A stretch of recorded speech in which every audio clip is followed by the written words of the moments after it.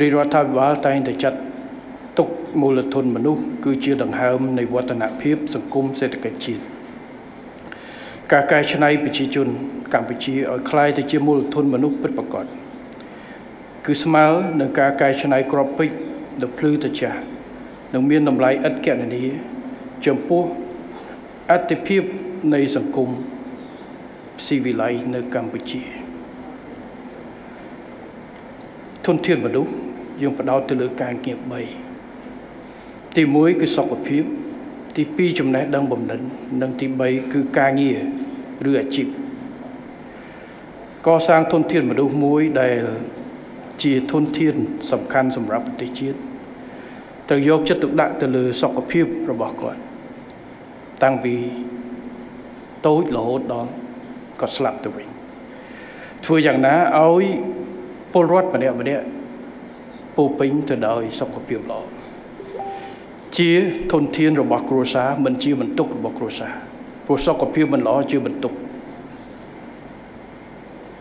ចំណេះដឹងបំណិនក៏ចាំបាច់មានសុខភាពហើយត្រូវមានសមត្ថភាពមានចំណេះដឹងនិងបំណិនគ្រប់គ្រាន់សម្រាប់ធានានៅការចូលរួមរបស់គាត់នៅក្នុងសង្គមហើយបើមានសុខភាពមានចំណេះដឹងបំណិនហើយបើមិនអាចមានលទ្ធភាពនៅក្នុងការប្រើប្រាស់ឬចូលរួមកសាងប្រទេសគ្រប់សក្តានុពលនោះទេក៏មិនកើតប៉ុន្តែយើងប្រើប្រាស់ទុនធានអត់អស់លទ្ធភាពចឹងហើយបានការកសាងនៅឱកាសការងារនេះសំខាន់ណាស់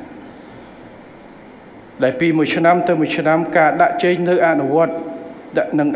នៅគោលនយោបាយបរិរដ្ឋាភិបាលពីមួយអាណត្តិទៅមួយអាណត្តិប្រែប្រួលយើងឃើញហើយថាពីឆ្នាំ90ជាងយើងចេញមកវិស័យឧស្សាហកម្មដែលដំបូងដែលយើងរុញមុនគេគឺខាងកាត់ដេរនិងកម្មន្តសាស្ត្រដែលត្រូវការជំនាញទាបឥឡូវយើងវិវត្តទៅដល់ automotive ទៅដល់ឧស្សាហកម្មបច្ចេកវិទ្យាទីទៀត IT អញ្ចឹងទាមទារនៅការកសាងធនធានមនុស្សនិងបង្កើតនៅការងារឲ្យស្របយើងមិនអាចបង្រៀន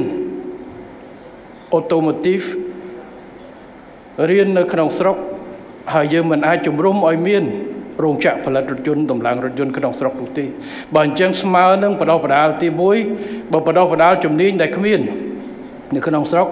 ស្មើនឹងបដោះបដាលហើយទុកចោលឬមួយបដោះបដាលហើយបញ្ជូនទៅជួយនៅស្រុកគេបាទយើងឆេញលុយបដោះបដាលមនុស្សចេះតម្លើងរថយន្តតែដោយសារយើងអត់មានរថយន្តនៅក្នុងតម្លើងរថយន្តក្នុងស្រុកយើងបង្កើនយើងរុញទៅឲ្យទៅជួយនៅប្រទេសផ្សេងចឹងហើយបានជាយើងដាក់គោលនយោបាយឲ្យមកដល់បល់នេះក្រុមហ៊ុនតម្លើងរថយន្តយើងដូចប្រមាណហើយបងសួរដូចជា8បាទមាន8នៅយើងបាទមានទាំងរថយន្តធម្មតាប្រើប្រាំងគេថាប្រើសាំងប្រើម៉ាស៊ូតនិងមានរថយន្ត EV បាទអញ្ចឹងទៅមុខទៀតយើងនឹងខិតខំដើម្បីជំរុញការផលិតរបស់យើងកាន់តែច្រើនបន្ថែមទៀតហើយនឹងទាញយកនៅបច្ចេកវិទ្យា AI ផ្សេងដើម្បីយកមកប្រើ